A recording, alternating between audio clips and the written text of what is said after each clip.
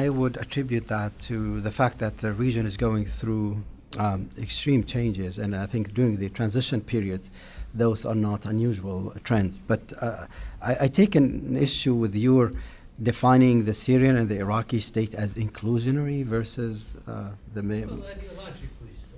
Well, yes, I mean, at one level you could say that, but these were two of the most brutal dictatorship, which again denied basic human rights, civil rights. If you take the rating of Freedom House of these two states for the last, since they started their rating, is one of the worst. So it's not just, you know, the fact that, yes, you tell certain communities you have the freedom to practice, you know, whatever you believe in, and that is there. But the denial of basic human rights and civil rights, I think, was the basis of the changes we've seen in these two places, in both Syria and Iraq. And I think, as I said, I mean, in Syria, there was this always subtle question of sectarianism that's always there. When you have a regime heavily recruiting, again, you know, when we found out during the revolution that 89% of the key officers in the army are Alawites, you know.